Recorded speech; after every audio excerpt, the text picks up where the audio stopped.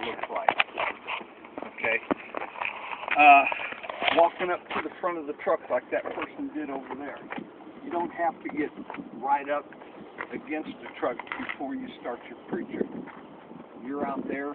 You can let him know I'm observing the whole overall looks of the truck. I'm looking up underneath the engine. There's no puddles, leaks, or drips underneath the engine of the truck. And as you get closer, tell him all lights and reflectors in the front of the truck working. They're the proper color. They're not cracked or broken. They're free of obstruction. Then you're going to raise the hood. Okay, once you raise the hood, you just come over to the passenger side.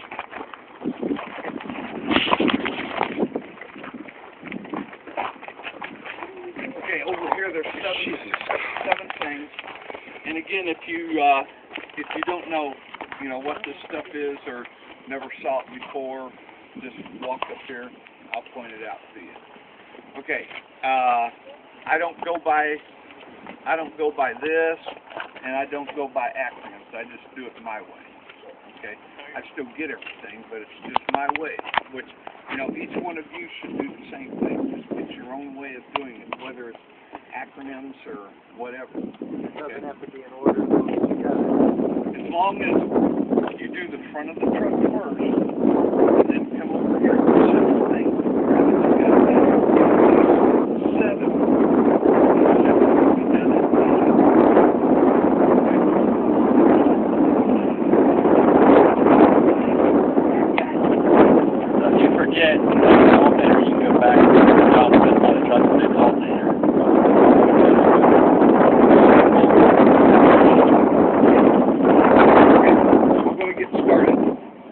Start with the coolant. The coolant's proper level and it's not leaking. Okay, now if I do a lot of pointing, okay, but you got practice.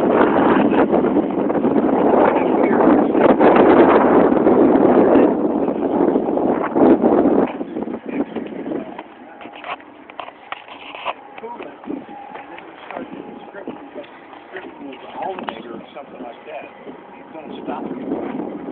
Sometimes when you get stopped like that, it just throws the student completely off, and they get all out of whack from there on. Okay, so practice with your pointing so you don't let your eyeballs get ahead of what you're pointing at. Okay, then I'm going to come to the side just a little bit. But there's other hoses, and there's also other belts. Other hoses are properly and securely attached with no leaks. Other belts are no more than 3/4 inch maximum flex. They're not crack, frayed, or broken. Then I'm going to come straight down. Water pump. Water pump securely mounted. It's not missing any nuts, bolts, or parts.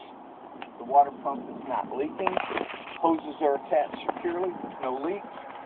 And this water pump is gear driven. And move on. Straight down. Alternator. Alternator securely mounted. It's not missing any nuts, bolts, or parts. Wiring connections tight, wires are not cracked or frayed. Belts on the alternator are no more than 3/4 inch maximum flex, and they're not cracked, frayed, or broken. Then I go way to the left and look at this big diameter pipe, the exhaust. Duck my head underneath the cab and act like I'm looking at it. Tell him it's securely mounted, there's no holes, dents, leaks, and there's no black soot streaks. Okay, then usually straight down from the exhaust, which in this case it is. Sometimes these two tubes are over here somewhere. The larger diameter tube is the filler tube for the oil. That's not what you want. You want the smaller diameter one, the oil. Okay, the oil's at the proper level and it's in good condition. Okay. Then I'm going to finish it up with the frame. The frame is not bent or cracked, there's no welds on it, and all nuts and bolts are present, none broken or missing. And we move to the other side. Don't ask permission to go from one area to the other, just take it.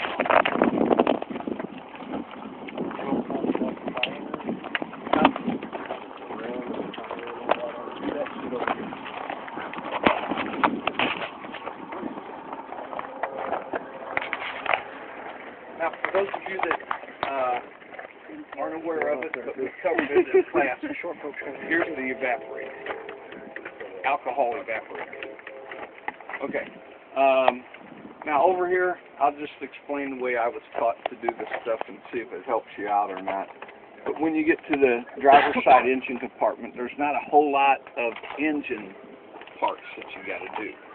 So I was taught over here to go all the way up against the side of this engine over here, which is going to take me to the compressor. Do that, come straight out, power steering reservoir, and go straight down. Okay, now when you do the air compressor, it doesn't matter if you do it very first thing like I'm going to do. That doesn't matter at all. But when you do the air compressor and you point to the air compressor, okay, try to remember this power steering reservoir, this canister right here, and use your right hand on the right hand side of the reservoir. And you point, you say air compressor, they know exactly what you're pointing at. If, like some students, will use the left hand and point over here and say compressor. Well, now you confuse the examiner. You confuse the examiner because you said air compressor, but you're pointing at the air conditioning compressor. Okay? So there again, you might get stopped, you know, in the middle of what you're doing and end up, you know, like the Aflac duck or something. So you don't want that. But use your right hand. Air compressor securely mounted, not missing any nuts, bolts, or parts. The air compressor is not leaking, and the air compressor is air driven. Comes straight out. Power steering reservoir, it's securely mounted. There's no dents and there's no leak. Hoses are attached securely with no leaks. Power steering fluid's at the proper level and it's in good condition. Okay, and then just go straight down. Power steering gearbox. Gearbox is securely mounted. It's not missing any nuts, bolts, or parts. Gearbox is not leaking. Hoses are attached securely with no leaks. Okay, straight down again. Okay, steering linkage. Now there's 6 steering linkage parts that you got to get. But on the handout, there's only 1 box to be checked off for that. So that means, in that case, you got to get all 6 to get that 1 box checked off. Okay. Now on the sheet, it's a little bit goofy, I think. It's just my opinion. On the sheet it says do the tipping arm, the drag link, the steering knuckle, not cracked, bent, or broken. Then it tells you to do the tie rod. In the tie rod end, same thing, not cracked, bent, or broken. Well, the hell with all this. It takes up too much time. That's just the way I look at it. I put all 5 of those together. Tipping arm, the drag link, the steering knuckle, the tie rod, and the tie rod end. Not cracked, bent, or broken. I'm done with that. Finish it up with the last one. The castle nuts and the cotter pins. They're secure, they're in place, and they're not missing. Okay? Alright, then it's time to do the steer axle. We're supposed to give driven. Where? We're supposed to mention give driven.